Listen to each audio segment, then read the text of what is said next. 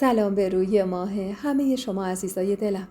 شمایی که با حضورتون چراغ این محفل رو روشن نگه داشتید. سحر هستم، راوی سرگذشتای شما در کانال جادوی داستان با سحر. امشب اومدم تا قسمت 15 از سرگذشت فرشته رو تقدیم حضور نازنینتون کنم. اگه موافقی چراغا رو کم نور کنید، چشمای قشنگتون رو ببندید و برای دقایقی ذهنتون رو از هیاهوی دنیا رها کنید تا با هم روایتی رو بشنویم که روزی زندگی واقعی یک انسان بوده. دوستتون دارم و همگیتون رو به خدای بزرگ میسپارم. نرسیده به سالن اما زنگ تلفن به صدا در اومد. نریمان جلوتر از من رفت و گوشی رو برداشت. چند باری الو الو گفت و وقتی دید کسی جواب نمیده تلفن رو گذاشت. دوباره دیگه همین اتفاق افتاده بود. یه نفر زنگ میزد و تا نریمان گوشی رو برمی‌داشت تلفن رو قطع می‌کرد. دلهره افتاد به جونم. بازوی نریمان رو گرفتم و گفتم سیمش رو قطع کن کلا. هر کی هست میخواد اذیت کنه. اما حرفم تموم نشده تلفن برای بار چهارم به صدا در اومد. نریمان نگاهی به هم انداخت. این بار تو بردار. لب گزیدم و گفتم من و تو که نداره عزیزم. وقتی نمیخواد جواب بده جواب نمیده. باشه تو بردار. شاید زبونش باز شد. عین کسی که کار خطایی کرده باشه با دستای لرزون تلفن رو برداشتم. تا الو گفتم صدای بم مردونه‌ای به گوشم رسید. سلام عزیزم. ترسیده نگاهی به نریمان انداختم. با دقت داشت نگام میکرد. آب دهنم رو به سختی قورت دادم و گفتم شما. مرد خندید. دلهرم بیشتر شد. انگار تو دلم رخت میشستن. نمیشناسی عزیزم. امروز با هم. وحشت زده گوشی رو گذاشتم. نریمان اخمی کرد و گفت کی بود؟ مزاحم عزیزم. من نمیشناختمش. تلفن که دوباره به صدا در اومد خم شدم و سیمش رو قطع کردم. تمام جونم اما میلرزید. بازوی نریمان رو گرفتم و نالیدم ول کن اینا رو تو رو خدا. اما نریمان انگار ول کنه ماجرا نبود که گفت قبلا هم زنگ زدن. میشناسیش؟ با تعجب گفتم معلومه که نمیشناسم. اولین بار بود صداشو میشنیدم. ولی خب مشخص بود مزاحم دیگه. سخت نگیر نریمان. بیا بریم. قرار بود بریم کیک تولدو ببریم. بی‌حوصله دنبالم راه افتاد. اما مشخص بود فکرش حسابی درگیر شده. شک نداشتم این مزاحمت‌ها کار مجیده. موقع خوردن کیک نریمان با لحن عجیبی گفت حس می‌کنم پشت این ماجراها مجید بی‌شرفه. اخمی کردم و گفتم کدوم ماجراها؟ یه مزاحم تلفنی رو انقدر بزرگش نکن. خیره نگام کرد. فقط این مزاحمت نیست. چند باری کاغذ گذاشتن زیر برفاکن من. نگران گفتم کاغذ چی؟ دستی به صورتش کشید. کیکو کنار گذاشت و گفت یه مش مزخرف می‌نویسن میذارن جلوی راهم. پشت برفاکن، زیر در، هر جایی که مطمئن بشم به دست من میرسه. تا امروز اگر چیزی نگفتم فقط به خاطر این بود که خیالم راحت بود مزاحمتی برای تو نداره. اما اگر بدونم میخواد آرامش تو رو به هم بزنه بعد بلایی سر مجید میارم. کلافه گفتم ولشون کن نریمان جان. مجید هر کاری بکنه تقلای بیهوده است. کی اهمیت میده به دست و پا زدنش؟ تکیه داد به مبل و خیره شد به یه نقطه. اگه بخواد مزاحم زندگیم بشه پا میذارم رو آخرین رشته اتصالمون. بلایی سرش میارم از زنده بودنش پشیمون بشه. وحشت زده نگاش کردم. انگار نمیشناختمش. با چنان کینه‌ای از مجید حرف میزد که شک نداشتم اگر دستش بهش میرسید بعد بلایی سرش میآورد. مزاحمت‌های تلفنی تمومی نداشت. این بار دیگه صبر نمی‌کردن تا نریمان از خونه بره بیرون. وقت و بی وقت شب و روز زنگ می‌زدن. جوری که مجبور شده بودیم تلفن تو اکثر مواقع از پریز می‌کشیدیم. نریمان مدام خودخوری می‌کرد و میگفت میرم و بلایی سر مجید میارم و من هر بار به هزار سختی آرومش می‌کردم. در نهایت از ترس اینکه نریمان با مجید دست به یقه بشه و این وسط بلایی سر یکیشون بیاد مجبور شدم خودم دست به کار بشم. اول هفته به جای رفتن به سالن ورزشی تصمیم گرفتم به خونه مجید برم. پرسون آدرس خونش رو پیدا کردم. خونشون توی یکی از محله‌های پایین شهر بود. یه خونه کوچیک با یه در کرم رنگ. لباس مرتبی پوشیده بودم و چند تیکه طلا به خودم آویزون کرده بودم. دلم می‌خواست سحر بدونه اونی که این وسط باخته اونه، نه من. اونی که یه زمانی با 4 تیکه طلا سعی داشت خوشبختی دروغینش رو به رخ من بکشه. زنگ در رو زدم و کمی عقب وایسادم. در حیاط که باز شد چشمم به سحر افتاد. با یه چادر که فقط دور کمرش بسته بود و صورتی اخمالود. منو که دید اخمش غلیظ‌تر شد. لبخندی زدم و گفتم سلام عزیزم. دندوناشو به هم فشرد و گفت چی می‌خوای اینجا؟ ابروی بالا انداختم و گفتم تعارف نمی‌کنی بیام تو؟ براق شد تو صورتم. نه، مجید خونه است. هیچ دوست ندارم تو رو ببینه. دندونامو به هم فشردم و بهش نزدیک شدم و با عصبانیت اما صدای آروم گفتم پس خود بی‌شرفش خونه است. ببین سحر، من اگر اومدم اینجا نه برای دعوا اومدم، نه برای شاخ سلامتی. اومدم باهات حرف بزنم تا به اون شوهر احمقت بگی دست از سر من و زندگیم برداره. اگه نمیتونی کنترلش کنی بگو من یه فکر دیگه بکنم. فقط اینو بدون که اگه نریمان تا امروز کاری به کار مجید نداشته، صدق سر من بوده. من نخواستم این 2 نفر با هم دست به یقه بشن. سحر با هرس گفت چی میگی واسه خودت زنی که؟ مجید چی کار تو و زندگیت داره؟ حرفش با صدای مجید اما نصفمون. کیه سحر؟ تا خواستم عقب برم در حیاط کامل باز شد و چش تو چش شدم با مجید. منو که دید لبخندی به پهنای صورتش زد. به به فرشته خانوم، پارسال زن من بودی، امسال تو بغل عموی بی همه چیزم. با نفرت گفتم حرف دهن تو بفهم مردک.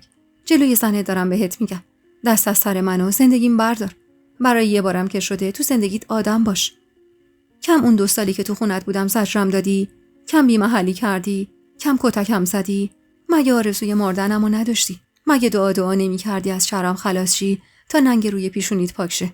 خب الان خلاص شدی از شر زن بی آبروت. دیگه چی میخوای از جونم؟ سحر با عصبانیت رو کرد به مجیدی که پشت سرش بود و گفت راست میگه این زنی که تو هنوز دنبالشی مجید؟ و یهو 2 دستی کوبید فرق سر مجید. آخ که دلم خنک شد. هر کاری من نمیتونستم انجام بدم این زن خوب میتونست. ای خاک بر سرت که قسم خوردی دیگه اسم این زن رو نیاری. بی غیرت، بی شرف. حرف از دهنش در نیومده مجید 2 دستش رو گرفت و هلش داد عقب و با عصبانیت گفت تو از شرف حرف نزن زنی که. تویی که آوازه گند کارید همه جا پیچیده، از شرف و غیرت نگو. اصلا میدونی چیه؟ من از وقتی این زن رو طلاق دادم دارم له له میزنم یه بار دیگه داشته باشمش. من از وقتی فهمیدم این زن دیگه دوستم نداره حاضرم نصف عمرمو بدم تا یه بار دیگه با محبت نگام کنه. تو هم خیال نکن صدقه سر اون داداشای قلچماقت میتونی منو واسه خودت نگه داری. بعدم با دست راست کوبی تخت سینه‌ش و صداشو بالا برد. من فرشته رو دوست دارم. اون قدری هم دوستش دارم که به خاطرش پا میذارم روی تو و اون عموی بی غیرت هیچی ندارم که اون همه دختر ریخته بود دورش و اومد دست گذاشت رو زن من. وحشت زده قدمی به عقب برداشتم. خیال میکردم سحر میتونه این مرد چموشو سر به راه کنه. میتونه کنترلش کنه تا از من و زندگیم دور باشه. اما اشتباه میکردم. سویچ ماشینو با دستای لرزون از کیفم بیرون آوردم و با قدمای بلند به سمت ماشین رفتم. مجید دنبالم را افتاد و با خشم گفت به خاطر پول زنش شدی. آره، به خاطر ماشین و خونش زنش شدی. به سمتش برگشتم. آه که داشتم میترکیدم از اینکه زن دوم گرفتن و حق خودش میدونست، اما چشم دیدن ازدواج مجدد منو بعد از 4 ماه نداشت. کیفمو کوبیدم تو سینه‌ش و فریاد زدم به خاطر محبتش زنش شدم. به خاطر امنیتی که کنارش داشتم. به خاطر تموم چیزایی که تو بهم ندادی و اون با سخاوت تقدیمم کرد. زندگی همش پول نیست مجید. من حاضر بودم تو همون اتاقک که دود زده کنارت زندگی کنم. فقط اگه ذره‌ای دوستم داشتی. الانم یه جوری رفتار نکن انگار اون زندگی نکبت‌بار رو من تموم کردم. تو به زور عقدم کردی و به زور منو بردی خونه ی آقات. واسه خاطر حفظ آبرو تحملم کردی. هر بار تو سرم کوبیدی نگاه بد و معنادار در همسایه رو. مگه نمیگفتی به خاطر من تو ده سرشکسته شدی؟ خیلی خوب. منم رفتم تا آبروی رفته ی تو برگرده. خواستم سوار ماشین بشم که صد راهم شد و گفت نکن فرشته، من پشیمونم. اصلا غلط کردم. سحر رو طلاق میدم. برگرد و بذار از نو بسازیم. سحر از پشت سر جیغی کشید سرش. به برادرام میگم چه غلطی کردی. نابودت میکنن مجید. نابود. سری به نشونه ی افسوس تکون دادم و گفتم تو مریضی مجید. بهت قول میدم 4 روز دیگه وقتی سحر رو طلاق دادی باز پشیمون میشی و میافتی دنبالش. اصلا انگار خوشت میاد بدوی دنبال زنی که نمیخوادت. تا اینو گفتم دست دراز کرد تا دستمو بگیره که با کیفم مانع شدم و گفتم برو عقب مجید. برو دعا به جونم کن که نریمانو ننداختم به جونت. ولی بعد از این قول نمیدم. بخوای باز مزاحمم بشی و آرامشم رو به هم بزنی، نامه بذاری واسه نریمان و مزاحم تلفنی بشی واسه من، شک نکن خودم نریمانو تشویق میکنم تا بلایی سرت بیاره. بلایی که مرغای آسمون به حالت گریه کنن. سوار ماشینم شدم و به سختی ماشین رو روشن کردم. آخه دستام عین بید میلرزید. اومدنم به اون خونه کاملا اشتباه بود. حداقل باید وقتی می اومدم که مطمئن می شدم مجید خونه نیست. با سردرد عجیبی برگشتم خونه. مدام خودخوری می کردم و تو دلم به مجید فحش می دادم. امید داشتم تهدیدهای من و فشارهای سحر فایده‌ای داشته باشه و مجید دست از کاراش برداره. تازه روی مبل دراز کشیده بودم که سیما صدام کرد و گفت تلفن با هم کار داره. بی‌حوصله گفتم کیه سیما؟ اگه نمیشناسی قطع کن. نه خانم. یه خانومیه، میگه اسمش مانداناست. کلافه از جا بلند شدم. تو اون شرایط فقط همین زن حراف رو کم داشتم. آخرین باری که تو سالن ورزشی دیده بودمش اونقدر اصرار کرده بود که تو رو در وایسی مجبور شده بودم شماره تلفن خونه رو بهش بدم. تلفن بالا رو برداشتم و با صدای ضعیفی بله گفتم. ماندانا اما پرشور و انرژی مثل همیشه سلامی کرد و گفت خوبی فرشته جون؟ امروز نیومدی؟ نگرانت شدم. گفتم زنگ بزنم حال تو بپرسم. بعدم اینکه من میخواستم برم خرید. تنهام تو همرام نمیای؟ نفس عمیقی کشیدم و گفتم راستش من یکم ناخوش احوالم. میخوام استراحت کنم. کمی دماغ شد و گفت چقدر تو بی انرژی هستی. شوهرت باید خیلی مرد خوبی باشه که همچین زنی رو دوست داره. یکم سرزنده باش. بگو بخند داشته باش. چیه همیشه اخما تو همه انگار از عالم آدم طلبکاری؟ کلافه گفتم ببخشید. من امروز روز بعدی رو پشت سر گذاشتم. انشالله روزای آینده حالم بهتر بشه. یه وعده میذاریم با هم میریم خرید. ماندانا با اکراه باشه‌ای گفت و تلفن رو گذاشت. تلفن رو گذاشته بودم که نریمان از پله ها بالا اومد. با دیدنم لبخندی زد و گفت خوبی عزیزم؟ سیما میگفت زیاد رو به راه نیستی. با کی حرف میزدی؟ مختصر براش از ماندانا گفتم. از زن حراف و سمجی که میخواست هر جور شده با هم ارتباط برقرار کنه. نریمان کنارم نشست. دستی به کمرم کشید و گفت خب چرا اینقدر سخت میگیری؟ چه اشکال داره اگه باهاش دوست بشی؟ سرمو بین دستام گرفتم و کلافه گفتم حوصله ندارم نریمان. این روزا حوصله خودم را هم ندارم. بوسه‌ای به شقیقم زد و گفت به خاطر مزاحمت‌ها. سکوت کردم. هم به خاطر مزاحمت‌ها هم به خاطر تهدیدهای مجید که نریمان هیچ ازش خبر نداشت. دستم رو گرفت و همونطور که آهسته با انگشتام بازی می‌کرد با جدیت گفت زندگی رو به کام اون مردک تلخ می‌کنه. اگه یه بار دیگه زنگ تلفن این خونه رو به قصد مزاحمت به صدا در بیاره. نگران گفتم چی کارش می‌کنی؟ نری باهاش دست به یقه بشی یا من می‌ترسم بلایی سرت بیاره. از جا بلند شد و دست به جیب به سمت پنجره قدی رفت و گفت کم آدم ندارم دورو برم. میدم یه جوری گوشمالیش بدن که تا عمر داره سمت ناموس مردم نره. دلهوره افتاد به جونم و نگران گفتم نریمان اول و آخرش مجید برادرزاده توئه. نمیگم گوشمالیش نده ولی کاری نکن که فردا روز عذاب وجدان بگیری. بخوای بابتش به کسی جواب پس بدی. به سمتم چرخید و گفت تو به این کار نداشته باش فرشته. حواست رو بده به درست، به ورزشت. اصلا چرا یه دوره همی با دوستای ورزشت نمیگیری؟ یه مهمونی زنونه بگیر. یکم خوش بگذرون. دستور کمرم انداخت و موهامو پشت گوشم زد و ادامه داد. میخوام حالت خوب باشه. میخوام وقتی میام خونه لبخند به لبت ببینم. لبامو به هم فشردم و سری تکون دادم. که گفت پس هماهنگی با خودت. تدارک یه مهمونی رو واسه آخر همین هفته بچین. غذا و پذیرایی با من. فقط میخوام لبخند به لبت بیاد. بی جون باشه‌ای گفتم. دلم عین سیر و سرکه میجوشید. انگار قرار بود اتفاقات بدی بیفته. حالم درست شبیه حال 2 سال قبل بود. شبیه روزهای قبل از عروسیم. دلهره‌ای که نمیذاشت و اجازه نمیداد از خریدای عروسی لذت ببرم و حالا حسی درست شبیه حس همون روزا گریبان گیرم شده بود. با اصرار نریمان با چند تا از خانم‌هایی که توی سالن ورزشی تو اون مدت باهاشون سلام و احوال پرسی داشتم صحبت کردم و دعوتشون کردم به یه دوره همی زنونه تو خونه. چند خودم میلی به همچین مهمونی نداشتم. اونم با کسایی که فقط در حد سلام و احوال پرسی باهاشون دوست بودم. نه بیشتر.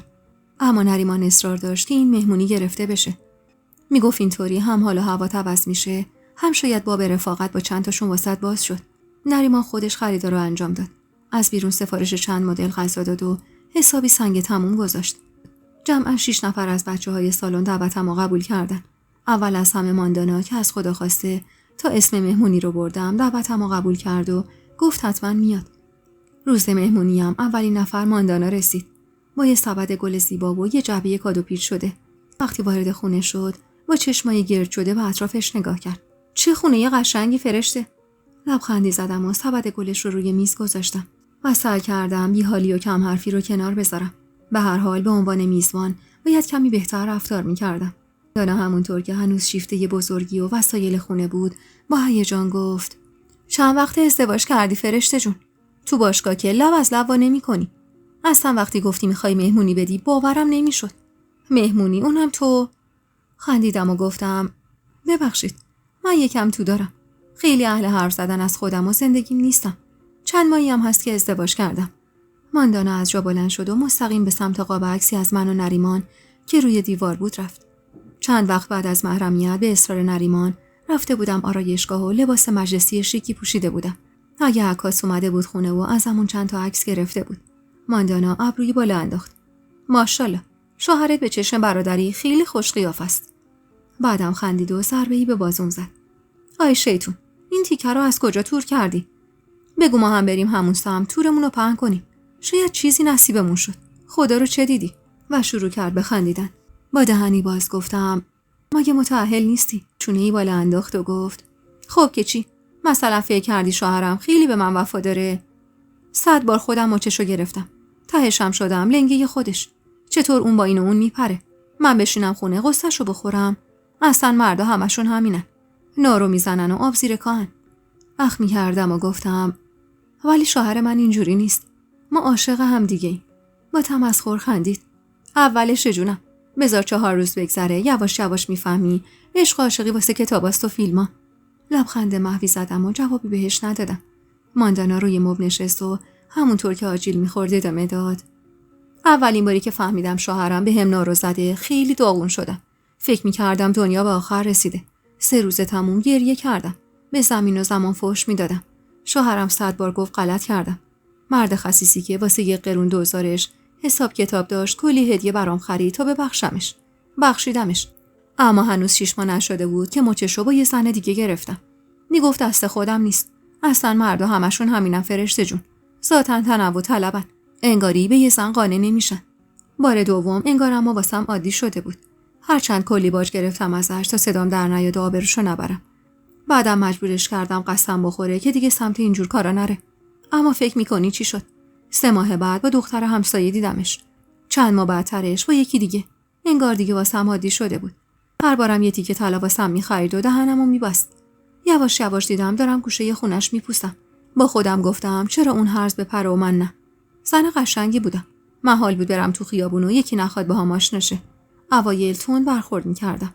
اما وقتی رفتار شوهرمو دیدم گفتم اگه نارو زدم واسه اون خوبه چرا من نکنم؟ صدای زنگ در که بلند شد لبخند محوی زدم و برای استقبال از باقی مهمونا راهی حیاط شدم.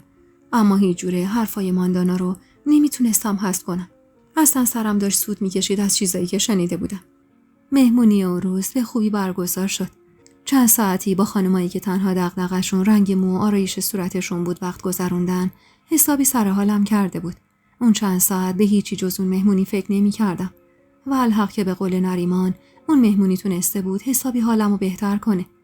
اواخر مهمونی یکی از خانما که سنش از همه بالاتر بود گفت: تو رو خدا بیایید هر هفته خونه یکیمون جمع بشیم. یا لااقل ماهی 1 بار. اصلا از همینجا میگم دور همی بعدی خونه ما. آخر این هفته نه، آخر هفته بعد. چطوره؟ ماندانا هیجان زده گفت: عالیه. بعد از شما هم همه جمع شد خونه من. حیف همچین جمع گرمی دوباره دور هم جمع نشن. یکی یکی همه نوبت گرفتن واسه مهمونی بعدی و قول دادن این دوره همیا پا بر جا بمونه تا دوستی و صمیمیت بینمون بیشتر بشه. نزدیک 8 شب بود که همه مهمونا به جز ماندانا بعد از کلی تشکر و خداحافظی از خونه رفتن. ماندانا اما منتظر شوهر به قول خودش الواتش بود که معلوم نبود سرش به کدوم آخر بنده.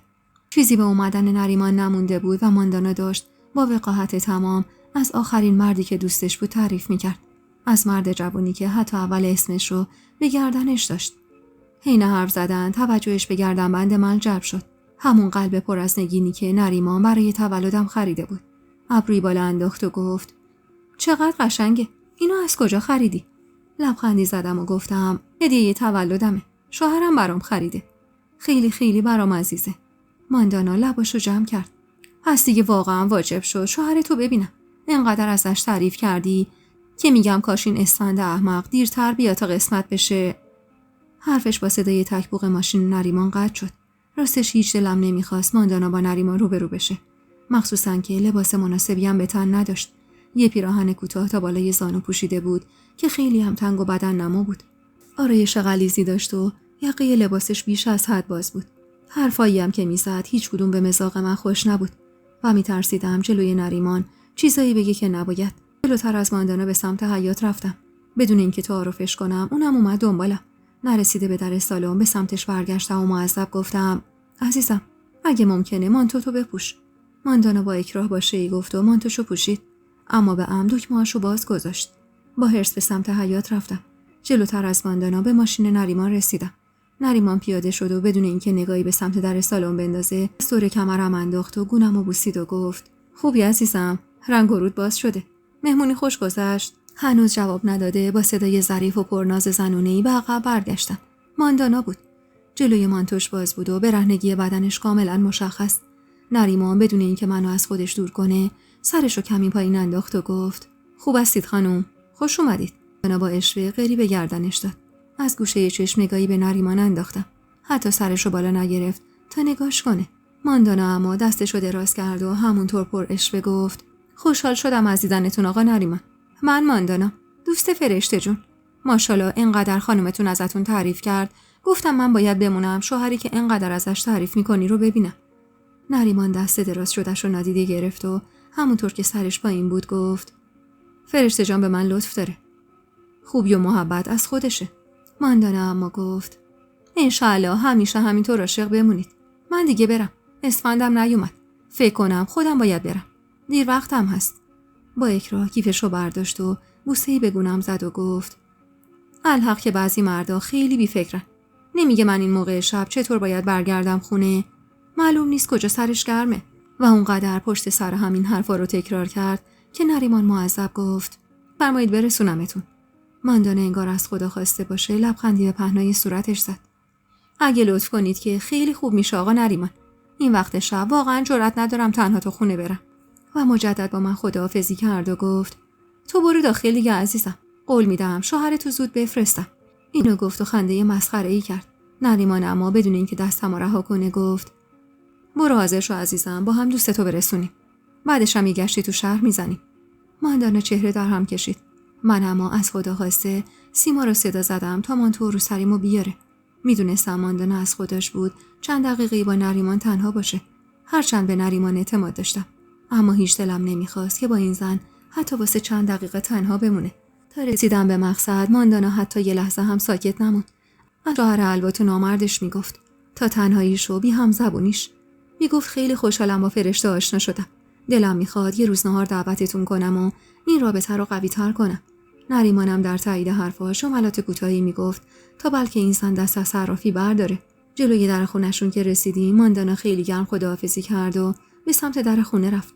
در ماشین رو که بست اما نریمان نفس راحتی کشید و با خنده گفت ماشاءالله به دوستت، چقدر چونه گرمی داشت واسه حرافی. سرسام گرفتم. اخمی کردم و گفتم اگه اصرار تو به این مهمونی نبود هیچ دلم نمیخواست با این زن رابطه‌ای داشته باشم. حالا بعد این مهمونی که من دادم قرار شد بقیه هم یه دوره همی بگیرن. نریمان دستمو فشرد و گفت سخت نگیر فرشته جان، در حد یه دوست آشنا ببینش، چه اشکالی داره رفت و آمد کردن. شونه‌ای بالا انداختم و گفتم نمیدونم، شاید به قول تو من سخت گیرم. نریمان بوسه‌ای به دستم زد و بعد برای کمی گشت زدن راهی سطح شهر شدیم. مدتی از اون مهمونی گذشته بود و ناخودآگاه رابطه من با ماندانا صمیمی‌تر شده بود. اغلب موقع برگشت از سالن میرسوندمش خونه و گاهی موقع رفتن هم زنگ میزد و ازم میخواست برم دنبالش.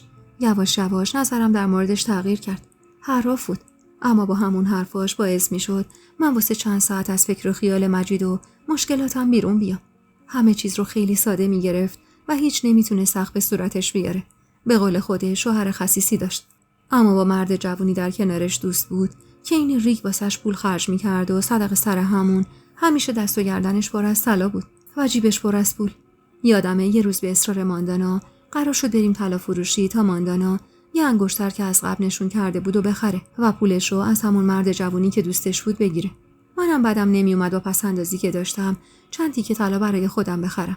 با تلفن همگانی تماسی با سیما گرفتم و بهش خبر دادم ممکنه دیرتر برسم. بعد به همراه ماندانا به طلا فروشی که آشناش بود رفتیم. یه مغازه خیلی شیک پر از طلاهایی که چشم هر کسی رو خیره می‌کرد. ماندانا سرش گرمه بگو بخند با فروشنده جوان مغازه شد و من محو تماشای طلاهای توی ویترین که یه دفعه ماندانا به سمتم برگشت و گفت فرشته جون، یه لحظه اون پلاک تو در میاری من نشون آقا سیروس بدم؟ با تعجب گفتم چرا؟ قرولند کنان گفت بده دیگه، کاریش ندارم، فقط میخوام نشون بدم. کلاف گردنبندو از گردنم در آوردم و روی پیشخون گذاشتم. آقا سیروس که مرد تقریباً 40 ساله‌ای بود و کنار اون مرد جوان وایساده بود با دقت به پلاک نگاه کرد و گفت از کجا خریدین؟ لبخندی زدم و گفتم نمیدونم، هدیه همسرمه. عجب همسر خوش سلیقه‌ای دارید، واقعاً هدیه قشنگیه، عیارش هم بالاست. ماندانا با اشوه گفت والا مردم شانس دارن، شوهر من حتی روز تولدم رو یادش نمیمونه، کادو بخوره تو سرش. آقا سیروس خندید و همونطور که محو گردنبند من بود رو به ماندانا گفت من که شبیه به اینو ندارم، ولی از این قاب پلاک هر کدوم رو بخوای میتونی برداری. یه سینی پر از پلاک طلا گذاشت جلومون. چشم من اما دنبال گردنبند خودم بود که آقا سیروس چشم ازش نمیگرفت. رومم نمیشد که بهش بگم گردنبندم رو بده. اونقدر اون هدیه رو دوست داشتم که حتی لحظه ای از خودم جداش نمی‌کردم. کمی بعد ماندانا یه انگشتر رو یه پلاک انتخاب کرد. آقا سیروس هم کاغذی برداشت و به ظاهر مشغول نوشتن چیزی شد. حین نوشتن یا شاید کشیدن چیزی روی کاغذ چند باری سرش رو بالا آورد و با دقت به پلاک من نگاه کرد. پیشخون مغازه جوری بود که من دید به قسمت پایینیش نداشتم و نمیدونستم داره چی کار میکنه. ولی گردنبند من روی پیشخون بود و خیالم راحت بود که بلایی سرش نمیاد. کلاف دستم رو دراز کردم و گفتم من میتونم گردنبندم رو بردارم؟ آقا سیروس لبخندی زد و از جا بلند شد. حواسم بود که کاغذ رو کشید پایین و گذاشتش تو جیبش. دلهوره داشتم. انگار تو دلم داشتن رخت میشستن. دلیلش رو هم نمیدونستم. گردنبند رو کشید جلومو با خوشرویی گفت البته متعلق به خودتونه. با اضطراب سری برداشتم و انداختم گردنم. ماندانا قفلش رو برام بست. گردنبند رو که بهم دادن انگار خیالم راحت شد و تازه تونستم نگاهی به تله‌های مغازه بندازم. بعد از کمی گشتم بالاخره یه جفت گوشواره و یه انگشتر انتخاب کردم و خریدم. اما هنوز فکرم درگیر بود. هیچ نمیفهمیدم گردنبند من چه تفاوتی با بقیه طلاها داشت که اینقدر ذهن ماندانا رو درگیر کرده بود. بعد از خرید طلا هم با اصرار ماندانا رفتیم بازار و چند دست لباس راحتی و خونگی و لباس خواب خریدم. اونم چند تایی لباس و تاپ واسه خودش خرید و برگشتیم خونه. نریمان با دیدن دست پر از خریدم به استقبالم اومد. بوسه‌ای به گونه‌ام زد و با محبت گفت خوش گذشت عزیزم. با شوق دستمو بالا بردم و انگشترمو نشونش دادم و گفتم اینو واسه خودم خریدم. قشنگه؟ دستمو گرفت و بوسید. تو دستای تو همه چی قشنگه. همونطور که دنبالش به سمت خونه میرفتم گفتم راستش اولش هیچ حوصله‌ای رفتن نداشتم. اونقدر ماندانا اصرار کرد که دیگه نتونستم نبگم. کار خوبی کردی عزیزم. معاشرت با دوستا حال آدم رو بهتر میکنه. تازه خریدامو تو کمد گذاشته بودم که صدای زنگ در بلند شد. نریمان با تعجب به سمت تراس رفت و گفت این وقت عصر کیه؟ نگاهی به بیرون انداخت و بعد ادامه داد مجیده. هول افتاد به دلم. اسم مجید انگازی رو میکرد حال منو. چنگی به بازوی نریمان زدم و به سختی گفتم بگو سیما در رو باز نکنه. نریمان اخ میکرد. انگار یه زنم همراهشه. شاید سحره. با حالی خراب گفتم هر کی هست ولشون کن. نمیخوام ببینمشون. نریمان اما کلافه گفت تو چرا انقدر ترسیدی؟ تا من هستم از هیچی نترس. بعدم دستشو دور صورتم قاب گرفت. قطره اشکی که روی گونم چکید با اطمینان گفت تو نباید از چیزی بترسی عزیزم. منو ببین. تو زن منی. زن نریمان. خانم این خونه. تو خونه خودتو کنار من. واسه چی از این 2 نفر میترسی؟ گفتم از این 2 نفر نمیترسم نریمان. فقط دلم نمیخواد اطرافمون باشن. نمیخوام هیچ کدومشون رو ببینم. این 2 نفر واسه من یادآور خاطرات تلخ گذشتن. خودت میدونی من تو اون زندگی چیا کشیدم. مجید دست بردار نبود. انگار ما رو تو تراس دیده بود که یه سر زنگ میزد و سیما خانمم احتمالاً اجازه باز کردن در واسه همسر سابق من رو نداشت که تا الان باز نکرده بود. نریمان بغلم کرد و دستی به کمرم کشید. آروم باش عزیزم. من میخوام با جفتشون روبرو بشیم. از کسی هم ترسی نداریم که بخوایم فرار کنیم ازشون. ازش فاصله گرفتم و با التماس گفتم فقط تو رو مرگ فرشته دعوا رو ننداز. به خدا تن و بدنم میلرزه وقتی دعوا میکنید. نریمان بوسه‌ای به پیشونیم زد. دیگه همچین قسمی نخور جون دلم. مطمئن باش نمیذارم اتفاق بدی بیفته. بعدم ازم خواست آماده بشم و خودش برای باز کردن در پایین رفت. سری لباس مناسبی پوشیدم و با عجله پشت سر نریمان به سمت سالن رفتم. وارد سالن که شدم، مجید و سحر تازه وارد شده بودن. یه جعبه شیرینی دست سحر بود و یه جعبه کادو پیچ شده بزرگ دست مجید. ابروی بالا انداختم و جلو رفتم. مجید با چشمایی سرخ شده نگام کرد. مخصوصا وقتی نریمان دست دور کمرم حلقه کرد، میتونستم به راحتی خشمش رو از تو چشماش بخونم. سحر اما خوددارتر بود. مانتو و شلوار بلندی به تن داشت و یه روسری قهوه‌ای رنگ روی سرش. آرایش غلیظی کرده بود و لبخند مصنوعی به لب داشت. جعبه شیرینی رو به سمتم گرفت و با لبخند گفت: ما اومدیم برای صلح کردن. تعجبم بیشتر شد. بعد از آخرین دیدارمون هیچ انتظار نداشتم که برای صلح پیش قدم بشن. به اجبار شیرینی رو از دستش گرفتم. نریمان هم سیما رو صدا زد تا جعبه کادو پیچ شده و شیرینی رو ازمون بگیره و خودش هم مهمونا رو به سمت سالن نشیمن اصلی خونه دعوت کرد. روی مبل 2 نفره کنار نریمان نشستم. هیچ حس خوبی از اومدن مجید و زنش نداشتم. احساس می‌کردم یه کاسه زیر نیم کاسه است. وگرنه مجید همون روز حرفشو واضح زده بود. مجید نگاهی به اطراف انداخت و گفت: مبارکه. دکور خونه رو عوض کردید. نریمان دست منو گرفت و روی پاش گذاشت و با محبت گفت: سلیقه فرشته است. از اون همه رنگ و تجملات خسته شده بودیم. مهذب کمی خودم رو جمع و جور کردم. مجید بعد از سکوتی کوتاه گفت: به قصد دعوا نیومدم نریمان. من و سحر اومدیم تا دلخوریا رو تموم کنیم. به قولی گذشته ها گذشته. نمیخوام بابت گذشته و اشتباهاتم کینه‌ای تو دلت بمونه. بعدم کمی خودشو جلو کشید و گفت: فارغ از مشکلاتی که این مدت داشتیم، تو همیشه واسه من نگم، بلکه یه رفیق خیلی خوب بودی. یه برادر. نمیخوام با لج و لجبازی و کارای احمقانه تهمونده یه رابطمون رو خراب کنم. نریمان اخ میکرد. در مورد این مدت چی میگی؟ این همه مزاحمت‌های تلفنی، کاغذایی که سر راه من میذاشتی، آرامشی که از زندگی ما سلب کرده بودی. مجید سرش رو پایین انداخت و با لحن پشیمونی گفت: من شرمندم. باور کن این مدت انگار شیطون رفته بود تو جلدم. اما وقتی فرشته اومد و دوستانه با هم صحبت کرد قانع شدم. نریمان متعجب نگاهی به من انداخت و گفت: تو رفتی با مجید حرف زدی؟ شک نداشتم مجید نه برای صلح بلکه برای جنگ اومده بود. این بار اما با سیاست جلو اومده بود. چنگی به دامنم زدم و گفتم: برا توضیح میدم عزیزم. نریمان دلخور رو گرفت ازم. مجید که فهمید تیرش به هدف خورده لبخندی زد و گفت: بهت نگفته بود؟ همین 1-2 هفته قبل بود که اومد در خونم. یه ساعتی با هم حرف زدیم. یاد دوران خوش نامزدی افتادیم. میدونی خانمو، آدم تا یه چیزی رو از دست نده قدرش رو نمیدونه. منم تازه قدر محبت و زنیت فرشته رو فهمیده بودم که از دستش دادم. حالا بگذریم. حرف از گذشته زدن دردی رو دوا نمیکنه. منم این مدت حسابی فکرامو کردم. راستش دیدم ارزش نداره بی خود و بی جهت رابطمون رو خراب کنم. واسه همین با سحر حرف زدم. بهش گفتم فرشته اومده خونه و نشستیم با هم حرف زدیم و تصمیم به صلح گرفتیم. سحرم کم کم قانع شد تا دست از کینه و دشمنی برداریم. تو هم به من حق بده نریمان. من خیال می‌کردم عالم و آدم دست به دست هم دادن تا منو به زمین بزنن و بیچارگی منو ببینن. خودتو بذار جای من. تو بودی قبول می‌کردی زن سابقت بشه زن من. اونم زن سابقی که دوستش داشتی. حالا خدا رو شکر که فرشته اومد و یه سری حرفا زده شد و سوء تفاهم‌ها برطرف شد. اونمو می‌خورد. مجید جوری حرف می‌زد انگار من رفته بودم خونه‌شون مهمونی.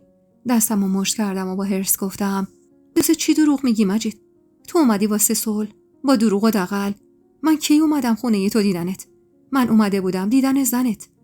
به سمت سحر چرخیدم و گفتم: تو چرا چیزی نمیگی؟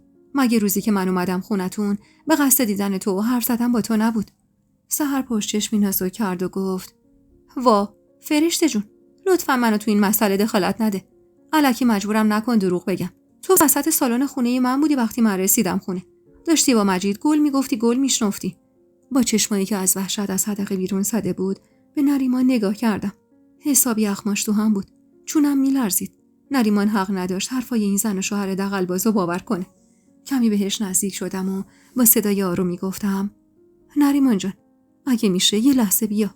نریمان کلافه نفس عمیقی کشید و گفت: بعدن حرف میزنیم فرشته. دندونامو به هم فشردم و بی توجه به نگاه بدجنس مجید و سحر با صدای لرزونی گفتم: همینجا میگم اصلا این زن و شوهر دارن دروغ میگن نریمان. من نه به قصد چاق سلامتی رفتم خونشون، نه قصد دیدن مجیدو داشتم. هر کسی ندونه، تو خوب میدونی من چقدر از این زن و شوهر بیزارم. از هر چیز و هر کسی که منو یاد اون زندگی نکبتبار بندازه بیزارم. من فقط واسه اینکه بین تو و این مرد درگیری پیش نیاد رفتم در خونش. رفتم تا با زنش حرف بزنم. امید داشتم با حرف زدن بتونم کاری کنم که مجید دست از مزاحمت برداره. نریمان با ملایمت دست سردمو گرفت و گفت آروم باش عزیزم. بعداً مفصل در موردش حرف میزنیم. شاکی گفتم چرا بعداً؟ تکلیف این ماجرا همین امروز و همین لحظه باید مشخص بشه.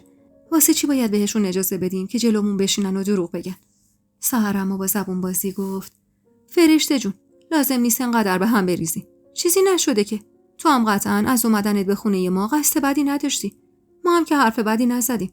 خودتو اذیت نکن. دندونامو به هم فشردم و با حرص رو گرفتم ازشون. بیشتر از هر چیزی از رفتار نریمان حرصم گرفته بود. جوری رفتار میکرد انگار واقعاً من مقصر بودم. سیما که مشغول پذیرایی شد، با عصبانیت از جا بلند شدم و به سمت آشپزخونه رفتم. تحمل دیدن اون دوتا آدم دروغگو رو نداشتم. پشت میز نشستم و سرمو بین دستام گرفتم. اونقدر خودخوری کرده بودم که سرم داشت از درد میترکید. سیما به محض ورود به داخل آشپزخونه با کنجکاوی گفت چی شده خانم؟ نفس عمیقی کشیدم و گفتم چای بهم بده سیما. سرم خیلی درده. سیما استکان چای رو گذاشت جلوم و با ملایمت گفت ببخشید دخالت میکنم خانم، ولی از من میشنوید آقا نریمانو با اینا تنها نذارید. مردا چشم و گوشی هستن. اینا یکم از شما بد بگن شک به دل آقا نریمان میفته. خودتون که اونجا باشید لااقل خوبیش اینه که جرئت نمیکنن هر حرفی بزنن. کمی از چای تلخ و داغم رو خوردم و به فکر فرو رفتم. درسته از عشق نریمان مطمئن بودم، اما حیله‌های سحر رو هم خوب میشناختم. این زن با حرفاش تونسته بود چندین نفر رو گول بزنه و خودش رو به مجید بندازه. آهی کشیدم و از جا بلند شدم. نرسیده به سالن صدای خنده بلند سحر لرزه به جونم انداخت. قدم‌هام رو تندتر کردم و به سخت خودم رو جمع و جور کردم. وقتی وارد سالن شدم لبخندی به لب داشتم که هر کسی متوجه ساختگی بودنش میشد. با ملایمت نزدیک نریمان نشستم و از عمد خودم رو بهش چسبوندم. سحر نیشخندی زد. خلاصه که به مجید گفتم تا وقتی عمود اون همه دم و دستگاه داره واسه چی بری واسه غریبه کار کنی؟ حتما آقا نریمانم نیاز به یه آدم مورد اعتماد تو دم و دستگاهش داره. خب کی بهتر از برادرزادش؟ نیم نگاهی به نریمان انداختم. انگار تو معذوریت قرار گرفته بود و این رفتار از نریمان روکی که میشناختم واقعاً بعید بود. نریمانی که حتی اگه نمیخواسته برادر خودشم رو نمیداد. همونطور که اون شب برادرش و زن برادرش رو از خونه بیرون کرده بود و اجازه نداده بود شب و خونمون سپری کنن. واسه همین گلویی صاف کردم و گفتم زیاد تو نرو سحر جون. نریمان همینطوری که نمیتونه کسی رو استخدام کنه. کارش حساب کتاب داره. با این حرف من نریمان کل بحثو عوض کرد و سراغ پدر مجیدو گرفت.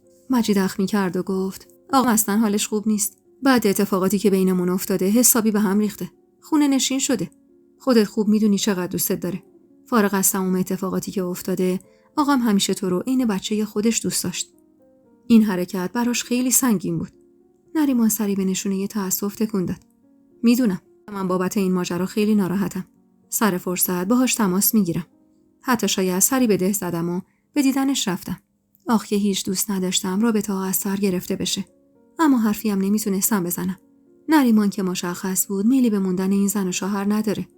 اما سحر خیلی راحت وقتی سیما داشت میوه می آورد گفت عزیزم فکر شام باش که ما امشب تا دیر وقت موندگاریم. سیما نگاهی به من انداخت.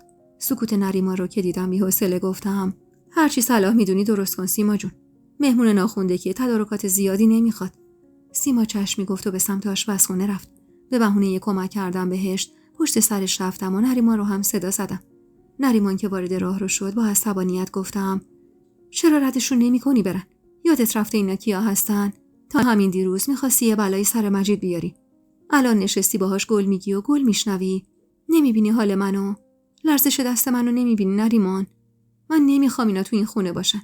حالم بد میشه وقتی مجید با چشمای دریدش بهم خیره میشه. نمیبینی اینقدر وقی هستن که تو چشمای من نگاه میکنن و دروغ میگن؟ نریمان با ملایمت دستمو گرفت و گفت آروم باش فرشته جان. چیزی که نیست. یه دیدار ساده رو اونقدر بزرگ نکن. با خشم گفتم این یه دیدار ساده نیست نریمان. این دو نفر اومدن منو پیش تو خراب کنن. وگرنه چه دلیلی داشت همچین دروغی سرهم کنن؟ خب وقتی تو از من همچین چیز مهمی رو مخفی میکنی فضایی به اونا میدی تا دروغ بگن. چی باعث شد دور از چشم من بری خونشون فرشته؟ من چه رفتاری کردم که همچین موضوع مهمی رو ازم مخفی کردی؟ شرمنده سرمو پایین انداختم و با صدای ضعیفی گفتم خیر سرم میخواستم این قائله ختم بشه. نمیخواستم شما بیشتر از این با هم درگیر بشید. گفتم با سحر حرف میزنم. اونم بفهمه مجید هنوز فکر من تو سرشه، خودش بلده چطور شوهرش رو سر به راه کنه. بوسه‌ای به پیشونیم زد و سمسمه کرد. من حرفتو باور میکنم فرشته. نیازی نیست چیزی رو به من ثابت کنی. اما بعد این تحت هیچ شرایطی نمیخوام بهم دروغ بگی یا چیزی رو ازم پنهون کنی. هر جا رفتی و هر اتفاقی افتاد به من بگو. نمیخوام ما تو دست کسی داشته باشیم تا بتونن عذابمون بدن. الانم خودم ردشون میکنم برن. میدونی که تحت هیچ شرایطی نمیخوام ناراحتی تو رو ببینم. من واسه خاطر آرامش تو از برادرم گذشتم. بچه‌ش که دیگه چیزی نیست. سراپا شوق شدم. لبخندی به پهنای صورت زدم و گفتم واقعا ردشون میکنی برن؟ سری تکون داد و گفت البته دلیل نداره وقتی تو از دیدنشون عذاب میکشی من عین مجسمه بشینم و تماشا کنم. بعد اینم به مجید تاکید میکنم هر مسئله و مشکلی بود برای حل کردنش محل کارم بیاد. هیجان زده دست دور گردنش انداختم و بوسه محکمی به گونه‌اش زدم. نریمان با محبت دستی به گونه‌ام کشید و برای دک کردن مجید و سحر راهی سالن شد. هیچ دلم نمیخواست همچین صحنه‌ای رو از دست بدم. واسه همین دنبالش راه افتادم. وارد سالن که شدیم نریمان با جدیت گفت ببخشید اما من و فرشته جان امشب شرایط پذیرایی از شما رو نداریم. انشالله اگر فرصت مناسبی پیش اومد حتما دعوتتون میکنم. سحر هاج و واج گفت وا آقا نریمان شما الان دارید ما رو بیرون میکنید؟ اما ما به قصد صلح و دوستی اومدیم. تو شهر غریب جز شما کسی رو نداریم. خواستیم این دیدار بهونه‌ای بشه واسه دیدارای بعدی. این بار به جای نریمان من جواب دادم و به تلخی گفتم سحر خودت هم خوب میدونی هیچ وقت همچین اتفاقی نمیفته. گذشته ما مانع این رابطه و دوستی میشه. بهتره واقع بین باشیم. گذشته از اون من هیچ تمایلی ندارم با همسر سابق و هوای سابقم دیدار داشته باشم. یعنی هنوز اونقدر بی‌آر نشدم که بشینم کنار شما و تظاهر کنم به دوستی. سحر نگاه تندی به هم انداخت و از جا بلند شد و با عصبانیت رو کرده مجید و گفت تحویل بگیر. هی عمو کردی واسه من. 2 روزه پدر منو در آوردی که بیای خونه عموت همچین حرفایی بشنوی. حقا که بی‌آر و بی‌غیرتی. نریمان اخ میکرد. آروم باشید سحر خانم. فرشته حرف بدی نزده. هرچی گفته عین حقیقت بوده. سحر اما با عصبانیت به سمت در سالن رفت. مجیدم از جا بلند شد و با تأسف گفت دست درد نکنه عمو جان. خوب حق منو کف دستم گذاشتی. غرور خودم و زیر پام گذاشتم. اومدم با قصد صلح و دوستی. اما شما حرفشو نیمه رها کرد و به سمت زنش رفت. نریمان خواست دنبالشون بره که مانع شدم و گفتم بهتر بذار با دلخوری برم بلکه دیگه این اطراف پیداشون نشه. وقتی صدای بسته شدن در سالن به گوشم رسید انگار تازه راه نفسم باز شد. واقعا داشتم عذاب میکشیدم. نفس راحتی کشیدم و روی مبل نشستم و گفتم آخیش خوب شد رفتن وگرنه من تا شب باید خودخوری میکردم. نریمان با فاصله از من روی مبل نشست. غرق فکر بود و اخماش حسابی در هم. نزدیک شدم و گفتم ناراحت شدی؟ تکون داد و گفت از رفتن مجید و زنش؟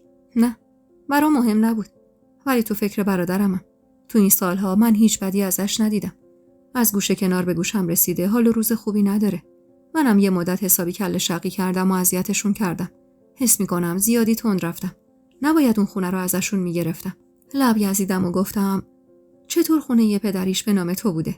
میدونی دیگه من و پدر مجید از پدر سوا و از مادر یکی هستیم. همسر اول مادرم که میشه پدر بزرگ مجید مال و اموالی نداشته. وقتی فوت میکنه مادر من میمونه و یه پسر و یه عالمه بدهی. بعدها برای کارراهی شهر میشه و با پدر من آشنا میشه. پدر من هم مرد ثروتمندی بوده. زنشو تازه از دست داده بوده و هیچ بچه‌ای نداشته. دور از چشم خانواده‌اش مادرمو عقد میکنه و با خودش میبره ده. خونه سابقشون رو واسش میخره و مدتی مخفیانه باهاش زندگی میکنه. بعدها که مادرم منو حامله میشه دست مادرمو میگیره و با خودش میاره اینجا و به همه معرفیش میکنه.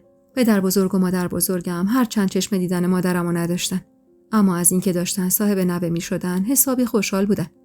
اوایلم مخالف ادامه رابطه پدر و مادرم بودن، مخصوصا که مادرم از پدرم بزرگتر بود. اما در نهایت تولد من باعث شد خانواده پدرم مادرمو قبول کنن. حتی پدر مجیدم به عنوان فرزند بزرگ مادرم تا قبل از ازدواجش پیش ما بوده. ما رابطه خوبی با هم داشتیم. بعدها که مجید به دنیا اومد من خیلی دوستش داشتم. همش 8 سال ازش بزرگتر بودم. انگار برادر کوچیکترم بود. فرشته من هیچ وقت دلم نمیخواست این اتفاقات بیفته. وقتی شنیدم دختری که دوستش دارم نامزد مجید شده، با خودم عهد کردم دیگه به ده نیام. حتی وقتی فهمیدم مجید داره عذابت میده، تمام تلاشمو کردم تا زندگیش سامون بگیره. نمیخواستم در نگاه دیگران یه نامرد ناموس دزد به حساب بیام. اما خودت بودی و دیدی که تلاشای من راه به جایی نبرد. واسه همین دیگه نتونستم دووم بیارم و عذاب کشیدن تو ببینم. خزیدم تو بغلش و نفس عمیقی کشیدم. چه خوب که اومدی نریمان. چه خوب که نجاتم دادی از اون جهنم. گاهی به گذشته فکر میکنم و باورم نمیشه که از اون روزا تونستم عبور کنم. یادم شبی که فهمیدم مجید میخواد زن بگیره، اونقدر گریه کردم که فکر میکردم صبحش بیدار نمیشم از غصه. اما زندگی در جریان بود. دیروز داشتم با خودم فکر میکردم اگه بودن کنار تو پاداش تمام اون سختی یا بوده، پس چه پاداش خوبی نریمان. چقدر ته این تلخی شیرین بود. نریمان نگام کرد و گفت هرچند دوست نداشتم این اتفاقات بیفته، اما خوشحالم که کنارمی، که بعد از سالها تونستم کنارت به آرامش برسم. حقیقتا من فکر نمی‌کردم نریمان واقعا خانواده مجیدو به خاطر من از خودش برونه. اما نریمان بازم شگفت زدم کرده بود. مثلا یواش یواش داره رابطش رو با برادرش از سر میگیره. اما هیچ وقت جلوی من اسمی ازشون نمیبرد.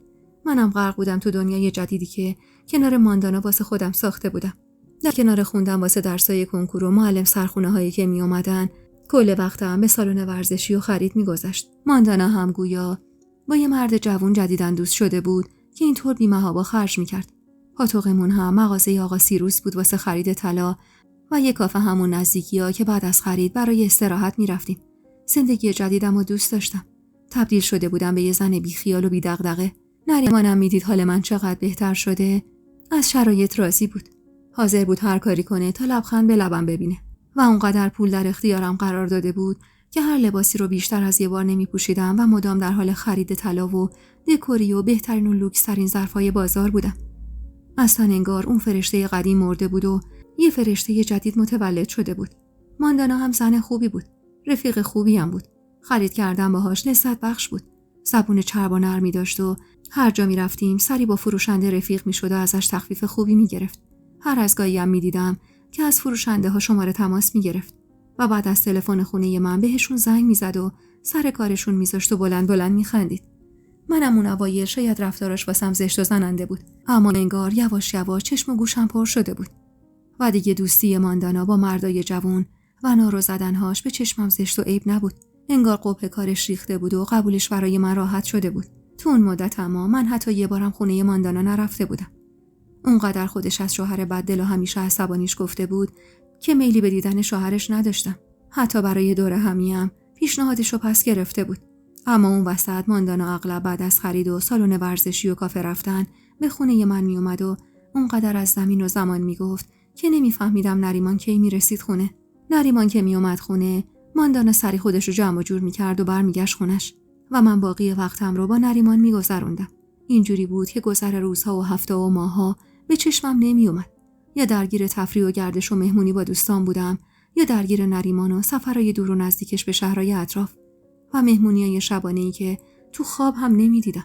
همه اینها باعث شد تا نفهمم کی 10 ماه از زمان محرمیت ما گذشته و چیزی تا تموم شدن مدت خطبه عقد موقت نمونده. فقط 2 ماه ناقابل مونده بود. تو اون 10 ماه نریمان هیچ حرفی از تمدید محرمیت یا دائمی کردنش نزده بود، اما اونقدر از عشقش گفته بود و غرق لذتم کرده بود که شک نداشتم امروز و فرداست که بحث عقد دائم رو پیش می‌کشه. اسفند ماه بود و حالا هوای خوش بهار خیلی زود به خونمون اومده بود. باردار بودم.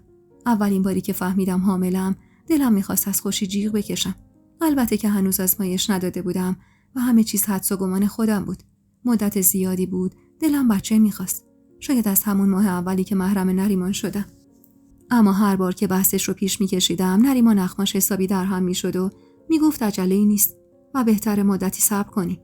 مدام بهونه می آورد که فعلا دلش بچه نمیخواد و گاهی که من پیله می‌کردم بهش میگفت میخواد اقدام کنه واسه ویزای کانادا تا قبل از بارداری بریم اونجا و بچه‌مون اونجا به دنیا بیاد.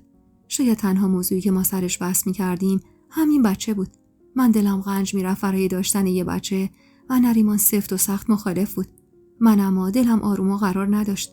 دور از چشم نریمان رفته بودم دکتر و چند تا قرص مکملم می‌خوردم تا هرچه زودتر باردار بشم. حس می‌کردم اینجوری جای پام محکم‌تر میشه تو اون زندگی. انگار همیشه ترسی همراهم بود. صدای سوزان هنوز تو سرم بود که بهم گفته بود لایق اون زندگی و اون خوشبختی نیستم. همیشه میترسیدم اون زندگی رو از دست بدم. وقتی شک کردم که باردارم، اولین نفر به ماندانا گفتم. یه روز صبح به جای رفتن به سالن ورزشی، همراه ماندانا راهی آزمایشگاه شدیم. آزمایش رو که دادم، بیجون روی صندلی نشستم. ماندانا سریع شیر و کیکی برام خرید و کنارم نشست و هیجان زده گفت: یه وقت به نریمان نگه حامله‌ای یا بذار سر فرصت یه برنامه بچینیم، حسابی سورپرایزش کنیم. لب گزیدم و گفتم: چه سورپرایزی ماندانا؟ تو که از زندگی من خبر داری. نریمان مخالف بچه دار شدنه. ماندانا غرغر کنان گفت: اگه مخالف بود پس چرا حواسش رو جمع نکرد؟ آهی کشیدم و گفتم: 100 بار واسم قرص خریده. منم به ظاهر میخوردم. اما در واقع همه رو میریختم تو دستشویی. اگه بفهمه همچین رکبی بهش زدم، نمیدونم چه عکس‌العملی نشون میده. ماندانا خندید: احمقی دیگه. لازم نیست شوهر جونت بفهمه تو قرصا رو میریختی دور. 1000 تا زن تو دنیا هستن که قرص میخورن و حامله میشن. تو هم یکی از اونا. چنگی به گلوم زدم و گفتم: هنوز که اصلا هیچی معلوم نیست. ماندانا نگاهی به ساعت انداخت. پاشو جونم. پاشو تا جواب این آزمایش معلوم میشه بریم کافه. همین نزدیکی یه کافه به تازگی باز شده. چند روز قبل با مهرداد اومدم. خیلی جای دنج و قشنگیه. مهرداد دوست جدیدش بود. همونی که ماندانا میگفت کاش قبل از اسفند احمق دیده بودمش. اوایل خیلی سعی میکردم ماندانا رو از این جور روابط بیرون بکشم. اما حریفش نمیشدم. بعد از یه مدت اما دیگه کاری به کارش نداشتم. در واقع رابطه اون به من آسیبی نمیرسون که بخوام در موردش نظر بدم. فقط در حد حرف زدن در موردش بود. نه چیزی میدیدم نه باهاشون بودم. با فاصله 10 دقیقه از آزمایشگاه یک کافه دنج و خلوت بود. وسط هفته و اول صبح جز ما کسی اونجا نبود. پشت میز نشستم و خیره شدم به ماندانا که با تلفن کافه در حال تماس گرفتن بود. چند دقیقه بعد که تلفنش تموم شد، با لبخند اومد پشت میز نشست. محل کار مهرداد همین نزدیکیه. زنگ زدم بیا صبحونه رو با هم بخوریم. اولین بار بود که تو این مدتی که با هم دوست بودیم قرار بود با کسی که رفیقش بود روبرو بشم. البته تو این مدت چند تایی عوض کرده بود. ولی خب من با هیچ کدوم رو در رو نشده بودم. فقط از ماندانا میشنیدم که چی کار میکنن و چی کار نمیکنن. کلافه گفتم: اما من معذبم. بذار اصلا من برم تا اون بیا تنها باشید. حس خوبی نداشتم. اما ماندانا خندید و گفت: سخت نگیر بابا. اینقدر اسم تو جلوی مهرداد بردم و ازت تعریف کردم که اون از قبل میشناستت. حالا تو هم باهاش در حد یه صبحونه خوردن آشنا شو. مگه چی میشه؟ لب گزیدم و گفتم: آخه من به نریمان گفتم با تو بیرونم. ماندانا رو ترش کرد. ای شوهر ذلیل بدبخت. مگه نریمان داره تعقیبت میکنه؟ یا فکر کردی اون هر جا میره به تو میگه؟ بابا این مردا همشون 1000 بار زیرابی میرن. یکی این من زرنگه و میفهمه، یکی این تو عاشقه و پخمه. اخ میکردم و شاکی گفتم: نریمان همچین آدمی نیست. 1000 بار این جمله رو گفتی، 1000 بارم بهت جوابشو دادم. خیلی خوب بابا. اصلا شوهر تو پسر پیغمبر. خوبه؟ بیمیل مشغول خوردن چاییم شدم. طولی نکشید که صدای باز شدن در کافه توجهم رو جلب کرد. بی اختیار به سمت صدا برگشتم. یه مرد قد بلند که یه شلوار پارچه‌ای مشکی و یه پیراهن سرمه‌ای به تن داشت. یه عینک آفتابی به چش داشت که به محض ورودش اونو بالای سرش کشید. یه ساعت مچی دستش بود و یه زنجیر ضخیم به گردن داشت. ماندانا با دیدنش هیجان زده از جا بلند شد. جلو رفت و جلوی من کوتاه مرد رو بغل کرد و تعارفش کرد تا به سر میز ما بیاد. هیچ از حضور اون مرد با موهای سیاه و روغن زدش خوشم نمی اومد. حس می کردم چشمای روشنش انگار تا عمق وجودم رو میکاوید. کمی صندلیم رو عقب کشیدم و در جواب احوالپرسیش تشکر سرد و کوتاهی کردم. مرد پشت میز نشست و بی قید دست روی میز گذاشت و خیره شد بهم و هیجان زده گفت: پس اون فرشته خانومی که ماندانا شب و روز ازش حرف میزنه شمایید؟ سرمو زیر انداختم و گفتم: ماندانا لطف داره. مهرداد اما با شوق گفت: البته تعریفاش بی خودم نبوده. شما خانم بسیار زیبایی هستید. معذب سرمو پایین‌تر انداختم. ماندانا پشت چشمی نازک کرد. بهتره حد و حدود خودتو بدونی عزیزم. فرشته زیاد از اینجور تعریفا خوشش نمیاد. مهرداد آهانی گفت و مشغول سفارش دادن شد. همون لحظه ماندانا به بهونه شستن دستاش از جا بلند شد. خواستم دنبالش برم که فشاری به شونم آورد و گفت: بشین عزیزم. جایی نمیرم که. زود میام. به اجبار و معذب نشستم. بزرگترین ضعف من این بود که نمیتونستم بگم. و دقیقاً واسه همون بود که اون لحظه اونطور معذب مجبور بودم اونجا بشینم. ماندانا که دور شد، مرداد لبخندی به پهنای صورتش زد و خیره شد بهم. هیچ از نگاه خیرش خوشم نمی اومد. تو سرم هزار جور فکر و خیال بود. حس آدمای گناهکار و حتی فراتر از اون، حس زنایی که به شوهرشون نارو می‌زدن رو داشتم. چنگی به کیفم زدم و آهسته گفتم من باید برم. جایی کار دارم. به محض اینکه از جا بلند شدم اما مرداد پا رو از حد فراتر گذاشت و بازومو گرفت. وحشت زده به سمتش برگشتم. همچنان لبخند به لب داشت و وقیحانه نگام می‌کرد. با غیظ بازومو از دستش کشیدم و با صدای خفه‌ای گفتم حدتون رو بدونید آقا. من ماندانا نیستم که به خودتون اجازه میدید هر جور دوست دارید با هم رفتار کنید. من یه زن شوهر دارم که از قضا هم شوهرمو خیلی دوست دارم، هم بی نهایت بهش وفادارم. اهل زیرا بی رفتنم نیستم. از جا بلند شد. قد بلند بود. جوری که برای نگاه کردم بهش باید سرمو بالا میگرفتم. با همون لبخند مسخرش گفت سخت نگیر خانم. طوری نشده که. الان شما میرید بعد ماندانا ناراحت میشه. با هرس رو گرفتم ازش و از کافه بیرون زدم. هیچ حس خوبی به اون مرد و رفتارش نداشتم. هنوز چند قدمی از کافه دور نشده بودم که صدای ماندانا به گوشم رسید. با عجله خودشو به هم رسون. بازومو گرفت و متوقفم کرد و گفت کجا میری فرشته؟ با هرس گفتم چی با خودت فکر کردی ماندانا؟ واسه چی منو با این مرد تنها گذاشتی؟ اونم مردی که میدونی نگاه پاکی نداره. ماندانا اخ میکرد. نزن این حرفو لطفاً. مرداد فقط خیلی زود با همه صمیمی میشه. من بهش گفته بودم حد و حدودش رو رعایت کنه، اما دست خودش نیست. اخلاقشه دیگه. اخ میکردم و گفتم عادت داره هر کسی رو تو دیدار اول لمس کنه. ماندانا بی‌حوصله گفت اوف، از دست تو فرشته. چقدر سخت میگیری. بیا بریم بابا. من قول میدم دیگه پا از حدش فراتر نذاره. یادت که نرفته. باید 1 ساعت دیگه بریم جواب آزمایش رو بگیریم. با اصرارای ماندانا به اجبار همراهش رفتم. وقتی سر میز نشستم، مرداد همونطور که با فندکش بازی میکرد گفت سخت نگیر فرشته خانم. دنیا 2 روزه. هرچی سخت بگیری سخت‌تر میگذره. بعدم ظرف کیک و هل سمتم و گفت دهنتو شیرین کن. بدون اینکه بهش محل بدم یا حتی نگاهی به اون ظرف کیک بندازم، مشغول خوردن چایم شده. فقط میخواستم هر چه زودتر برم آزمایشگاه و تکلیفم روشن بشه. کل ذهنم پی این بود که اگر حامله بودم چطور به نریمان خبر بدم. اصلا از شنیدن این خبر خوشحال میشه یا نه؟ با صدای خنده بلند ماندانا از فکر و خیال بیرون اومدم. ماندانا ضربه‌ای به بازوم زد و زیر گوشم گفت اینقدر یوبس نباش دختر. مرداد داره از خاطره پیچوندن زنش میگه. حیرت زده گفتم مگه زن داره؟ مرداد نیشخندی زد. دخترمومه. یه ازدواج سنتی داشتیم با هم. باورم نمیشد. ماندانا هیچ وقت نگفته بود این مرد زن داره. نگاهی به ساعتم انداختم و گفتم ماندانا جان، شما اگه میخوای بمون. من باید برم جوابو بگیرم. ماندانا سریع از جا بلند شد و گفت نه، منم میام. وای نمیدونم چی تو کفشم رفته. خم شد و خواست کفششو درست کنه که احساس کردم مرداد دوباره میخواد بهم دست بزنه. واسه همین خیلی سریع خداحافظی کردم و کلافه از میز فاصله گرفتم و خیلی زود از کافه بیرون زدم. ماندانا که بهم رسید زیر بازومو گرفت و گفت چه خبرته؟ 1 دقیقه وای میستادی کفشمو بپوشم بعد میرفتی. خیلی خوب. اینو ولش کن. بگو چطور بود؟ گیج و من گفتم چی چطور بود؟ چهره در هم کشید. خنگیا. مردادو گفتم بابا. با هرس گفتم خجالت بکش ماندانا. خودتو بذار جای اون زن بیچارش. خیلی خوب بابا. باز فاز نصیحت بر ندار که هیچ حوصله ندارم. فکر کردی زن اون نشسته خونه میشوره و میپزه به شوهرش خدمت میکنه؟ نه جونم. اونم سرش با یکی دیگه گرمه که پا پیچ مرداد نمیشه. با رسیدم به در آزمایشگاه سری به نشونه ی افسوس تکون دادم و وارد شدم. اصلا نمیدونم چرا دوستیم رو با ماندانا ادامه داده بودم. به لحاظ اخلاقی اصلا در شأن و شخصیت من نبود. اما خب انگار از بی کسی دلم نمیومد هیچ جوره ماندانا رو رها کنم. همیشه حسرت میخوردم که اگه مادرم یا حتی خواهرام رابطه خوبی با هم داشتن مجبور نبودم با زنی مثل ماندانا ادامه بدم.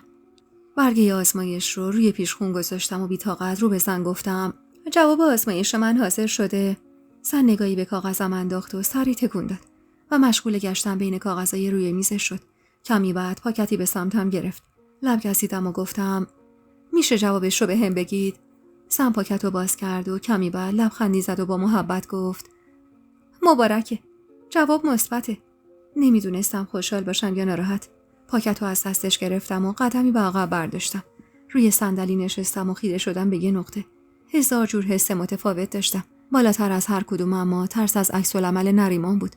نریمان خیلی محکم گفته بود بچه نمیخواد، یا لااقل فعلا نمیخواد. اگر فکر میکرد من از آن قرصامو نخوردم تا حامله بشم چی؟ ماندانا هیجان زده بوسه‌ای به گونم زد و گفت مبارک عزیزم. وای فرشته، خیلی خوشحالم برات. اشک روی گونم چکید و با صدای گرفته گفتم حالا چی میشه ماندانا؟ اخ میکرد و گفت چی میخوای بشه؟ داری مامان میشی احمق. باید یه جشن بزرگ بگیری. همینجور خشک و خالی خبرشو به شوهرت ندی یا یه هدیه خوب باید ازش بگیری. باید توی مراسم بزرگ بهش بگی. کلی مهمون دعوت کنی. سری تکون دادم و گفتم نه، من از عکس‌العمل نریمان میترسم. اگه جلوی به قول تو یه عالم مهمون سنگ روی یخم کنه چی؟ ماندانا شونه‌ای بالا انداخت. والا اون مرد عاشق پیشه‌ای که من دیدم بفهمه حامله‌ای دنیا رو به پات میریزه. تو هم زیاد داری سخت میگیری. مردا همه همینن. قبل اینکه بابا بشن 1000 جو ادا اطفال دارن که وای ما بچه نمیخوایم. بعد که بچه دار شدن اون بچه رو از تمام دنیا بیشتر میخوان. دیدم که میگم دستی به شکمم کشیدم و لبخند محوی روی لبم نشست. از تصور خوشحال شدن نریمان، از تصور داشتن یه دختری که دامن چیندار تنش کنم و موهای بلندش رو ببافم. ماندانا با خنده گفت زده به سرت اساسی. یه لحظه گریه میکنی، یه لحظه میخندی. خب حالا برنامه‌ت چیه؟ لب کشیدم و گفتم نمیدونم. مهمونی رو که باید بی خیال بشم. نمیخوام خبر به این مهمی رو تو شلوغی به نریمان بدم. ترجیح میدم تو خلوت خودمون باشه. ماندانا سری گفت باشه، اصلا تو خلوت خودتون. ولی همینجوری ساده هم نگو. باید تدارک ببینی. یه لباس شب بلند بپوشی، بری آرایشگاه. موهاتو رنگ کن. وای فرشته، همه رو بسپر به خودم. یه مهمونی 2 نفره واسه ترتیب میدم که تا داری خاطرش یادت نره. شام مورد علاقش رو هم باید درست کنی. ماندانا داشت برنامه میریخت و من تو خیال داشتن یه بچه از نریمان غرق خوشی بودم. وقتی برگشتم خونه نزدیک ظهر بود و نریمان خونه. از شدت هیجان لپام گل انداخته بود و حسابی خوشحال بودم. ماندانا 1000 جور قسمم داده بود که چیزی از حاملگیم به نریمان نگم و اجازه بدم همه چیز طبق نقشه اون پیش بره. منم بعدم نمیومد نریمانو غافلگیر کنم و یه شب رویایی براش بسازم. وارد سالن که شدم نریمان با تعجب به استقبالم اومد. کجا بودی؟ از ساعت برگشتت از سالن 2 ساعتی گذشته. لبخندی زدم و گفتم من با ماندانا رفته بودم یه گشتی بزنم. چی شد که امروز زود اومدی؟ نریمان همونطور که با دقت نگاه میکرد گفت صورتت چرا قرمز شده؟ لب گزیدم و گفتم نمیدونم. قرمز نشدم که. نگفتی؟ چرا زودتر برگشتی؟ ابروی بالا انداخت و گفت یه سر باید برم همدان و تبریز. یه سری کار دارم، شخصا باید بهشون رسیدگی کنم. امروز زودتر برگشتم وسایلمو جمع کنم. زودتر از اینا باید میرفتم. گفتم بمونم تو بیای بعد. لاورچیدم و گفتم واجبه حتما خودت بری؟ آره قربونت برم. البته اول قرار بود یه نفر دیگه بره. منتها چند ساعت قبل هم خبر داد مشکلی برای خانومش پیش اومده و نمیتونه بره. دیگه مجبور شدم خودم برم. سفرم کاریه. 2 روز همدانم، بعد میریم سمت تبریز. مسافت زیاده. خسته میشی. وگرنه با خودم میبردمت. نفس عمیقی کشیدم و با فکر کردم به بچه‌ای که تو شکم داشتم و برنامه‌هایی که می‌خواستم برای غافلگیر کردن نریمان بچینم، رضایت دادم به رفتنش. 1000 بار بغلش کردم و بوسیدمش و ازش قول گرفتم خیلی زود کارشو تموم کنه و برگرده. نریمان هم هر چند حس می‌کردم اون نریمان همیشگی نیست، اما با محبت جواب بوسه هامو داد و قول داد زود برگرده و برای سال تحویل مقدماتی سفر خوب و فراهم کنه. از در خونه که بیرون رفت و در بسته شد، حس کردم چیزی از وجودم کنده شد. به شدت بیقرار بودم. انگار اتفاق بدی در حال رخ دادن بود. دوستای عزیز و مهربونم، یک دنیا ممنونم که تا پایان این قسمت همراه هم بودید و خوشحال میشم اگه نظراتتون رو در مورد این قسمت توی کامنت ها با ما به اشتراک بذارید.